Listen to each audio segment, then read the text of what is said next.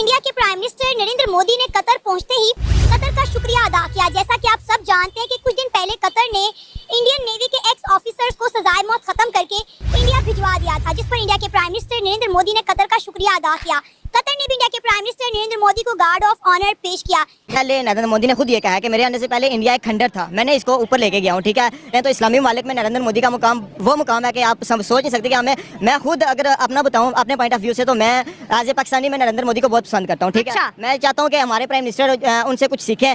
पिछले कुछ अर्से से हमने ये देखा कि पिछले 10 साल से खास तौर पे जब से प्राइम मिनिस्टर मोदी ने ऑफिस संभाला, तो हमने ये देखा कि तकरीबन एक बड़ी तादाद में, कहा जाता है 15 एक दौरे जो हैं मिडिल ईस्ट के नरेंद्र मोदी साहब ने किए।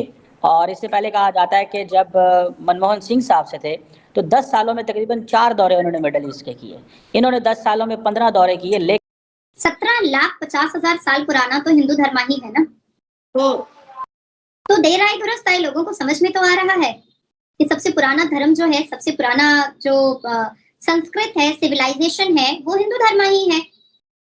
और हिंदू धर्म की जो कल्चर है वो बहुत डिसिप्लिन है, बहुत ज्यादा ह्यूमैनिटी है उसमें, और इस ह्यूमैनिटी को हर कोई ग्रैब और अडैप्ट करना चाहता है। आपने जैसे आप एक मंदिर के सामने खड़े हुए हो और आप ये कह रहे हो कि नरेंद्र मोदी काफिर है, वो हिंदू है, लेकिन वो अपने मकसद, अपनी कॉज के साथ लॉयल है। वन ऑफ द एग्जाम्पल, उसने भी तोशा खाना, उधर भी एक तोशा खाना है, वहाँ से उन्होंने गिफ्ट लिए, तो उसने सारे नोबल कॉज के लिए लगाया। और हम मुसलमान नरेंद्र मोदी को बहुत ज्यादा पसंद करते हैं और एज ए मुसलमान करते हैं, बहुत ज्यादा करते हैं। मैं खुद कह रहा हूँ, मैं नरेंद्र मोदी को, मैं उनकी जो स्ट्रगल है मैं उसको देख के बहुत ज्यादा पसंद करता हूँ। एक चाय वाले से जो एक प्राइम मिनिस्टर बने हैं, मैं उनकी स्ट्रगल को देख के बहुत ज्यादा पसंद करता हूँ। मैं कभी तो उनको देख के मोटिवेट भी होता हूँ।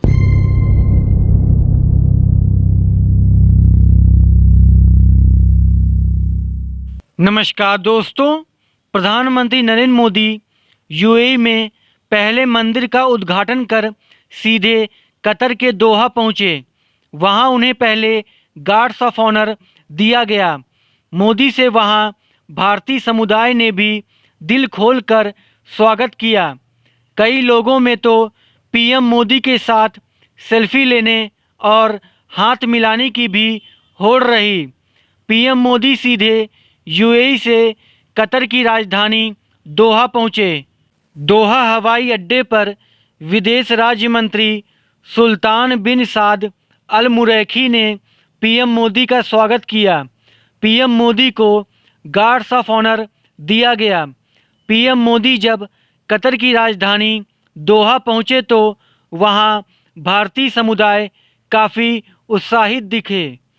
सब पीएम मोदी की एक झलक को कैमरे में कैद करना चाहते थे। और आपने बात की कि रेड कारपेट उनके लिए बिछाया गया और एक तरह की रिस्पेक्ट दी गई। देखें, कतर वाले हमेशा से अच्छी पर्सनालिटी को रिस्पेक्ट देते आए हैं। वो हमारे पाकिस्तान में आए थे, हमारे वज़ीर आज़म ने उनसे कहा था कि भाई हमारे वहाँ पे जो बड़े गरीब लोग हैं जो आपके जेलों में हैं उनको आज़ाद कर दो, तो वहाँ पे उन्होंने रिस्पेक्ट दी और वहाँ पे जाके उन्होंने आज़ाद कर दिया।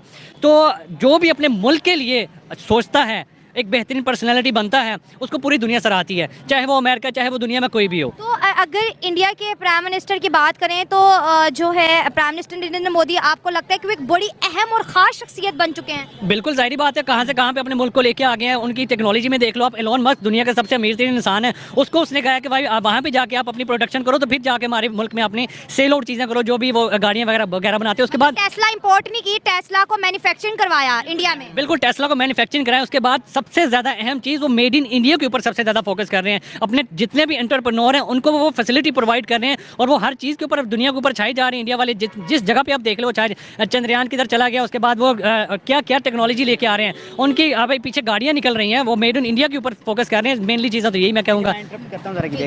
बात रिलीजन पे नहीं करेंगे, बात करेंगे इंडिया की। अगर आप मोदी के टेन्योर में देखें तो इंडिया ने कितनी तरक्की किया भाई ने। जैसे कि आप आईटी देख लें, आप इंडस्ट्री देख लें, अब उसके बाद मैन्युफैक्चरिंग देख लें, मेड इन इंडिया आपको हर चीज़ मिलेगी। वो लोग बाहर से चीज़ें एक्सपोर्ट नहीं करते, इम्पोर्ट सॉरी। हमारे कंट्री का देख ले, बाइक से लेके एक छोटे बच्चे के खिलौने तक हम लोग इंपोर्ट कर रहे हैं। उसका खमियाजा किसको भुगतना पड़ा है? हम आवाम को भुगतना पड़ा है, ठीक है। अगर आप इंडिया में देखें, इंडस्ट्री लगती है, इंडस्ट्री से कितने लोगों के घर चलते हैं? एक फर्म लग गई है, उससे कितने लोगों को मिलती है? देखें, अगर आप एज अ ह्यूमन देखें तो नरेंद्र मोदी अपनी कंट्री के लिए अच्छा कर रहा है। उसके टेन्योर में चंद्रयान हुआ, उसके बाद वो ट्रेन ऐसी, यूरोप ने मेरा ख्याल है कि इंडिया से ट्रेन इंपोर्ट करवाई हैं, क्यों? बिल्कुल ऐसी है। क्योंकि उनके पास अच्छी ट्रेंड्स हैं, वो अपनी कंट्री के लिए अच्छा करें। यही चीज़ है कि एक बंदा अपनी कंट्री के लिए अच्छा कर रहा है, अब उसको एज ए इंडियन देखो कि उसने भी इंडिया को किस जगह से, कतर क्यों नहीं इंडिया के साथ रिलेशन अच्छे करेगा? इंडिया के पास हर चीज़ अपनी है, इंडिया एक इंडिपेंडेंट स्टेट है। हदीस में लिखा हुआ है कि क़यामत के आखिरी अवाइल में अरब के लोग बुत परस्ती में शामिल हो जाएंगे। तो now the symptom has come. Sir अब ये देखिए ना, इंडिया के प्राइम मिनिस्टर नरेंद्र मोदी पहले 2 रोजा दौरे पर यूएई थे, वहाँ मंदिर का इफ्तिताह करके आए। अब वो कतर गए हुए हैं क्योंकि पिछले दिनों कतर ने उनके तकरीबन 8 एक्स नेवी के ऑफिसर जो थे उनको सजाए मौत खत्म करके इंडिया वापस भेजा। नरेंद्र मोदी वहाँ पहुंचे कतर, उनका शुक्रिया अदा किया। आपको इस बात से अंदाजा होना चाहिए, इकोनॉमी वार है, वो दुनिया की थर्ड, वो एशियन सुपर पावर है, वो दुनिया की थर्ड बिगेस्ट इकोनॉमी है। आप क्या कर रहे हैं? आप मांगे तांगे कि ये ऑरेंज लाइन बनाकर, ये I am not a big fan of any like politician, but the point is that जो कैदी नंबर 804 है ना, he is a more like reluctant, लेकिन उसकी मिसाल ये है कि मैं बहादुर तो हूँ मगर हारे हुए लश्कर में हूँ, ठीक है ना। उसको भी बड़ी ट्यूनिंग की जरूरत है क्योंकि सिस्टम करप्ट है, सिस्टम में क्लासिफिकेशन है, सेग्रीगेशन है, कैटेगरी। अगर मैं आपको चौधरी ना कहूँ तो आप मुझसे लड़ पड़ेंगी क्योंकि मैं तो चौधरी, आप अपने नाम के साथ चौधरी लिखवाना प्रेफर करते हो। कल देर रात दोहा में लैंड हुए हमारे भारत के प्रधानमंत्री श्री नरेंद्र दामोदर दास मोदी जी। इतना वार्म वेलकम, इतना वार्म वेलकम, मैं तो आई स्वेयर, मैं तो अल्लाह की कसम इतना मतलब ब्लश करने लगती हूँ और इतनी खुश हो जाती हूँ कि मेरे चेहरे वेरे से चमकने लगते हैं कि भाई मेरे भारत के प्रधानमंत्री जब मुस्लिम मुल्कों में जाते हैं तो उन्हें सर मत्थे बिठाया जाता है, उन्हें पलकों पे बिठाया जाता है। लोग जब अपने अपने चेयर से उठ करके खड़े हो जाते हैं और शेख और प्रिंस और शहजादे जब अपने अपने चेयर को छोड़ देते हैं हमारे भारत के प्रधानमंत्री के लिए, वो लम्हा, वो वक्त, वो सिनेरियो भारत के उन सदस्यों के लिए जो भारत को अपनी माता मानता है, उनके लिए बहुत बड़ी बात होती है, उनके लिए बहुत फक्र और प्राउड वाली बात होती है कि मेरे भारत के प्रधानमंत्री की इतनी इज्जत हो रही है, जो पहले 10 साल पहले नहीं होती थी। जब मनमोहन सिंह जी जाते थे तो वो कोने में एक मतलब डरे सहमे हुए ऐसे करके खड़े रहते थे, तब भारत की नजरें भी झुक जाती थी कि ये तो भाई विदेश जाते हैं तो भारत का नाम ही डुबाकर आते हैं, इससे अच्छा होता कि ना जाते। और अब जब मोदी जी जाते हैं तो भारत के हर एक व्यक्ति जो संविधान पर अपने आप को समर्पित किए हुए हैं, उन लोगों के अंदर और भी जोश आता है भारत के प्रति अपने कर्तव्यों का पालन करने के लिए।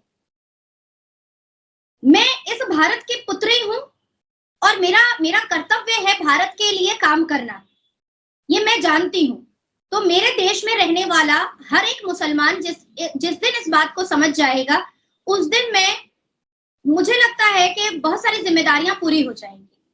और यही चीज हम लोग समझा रहे हैं।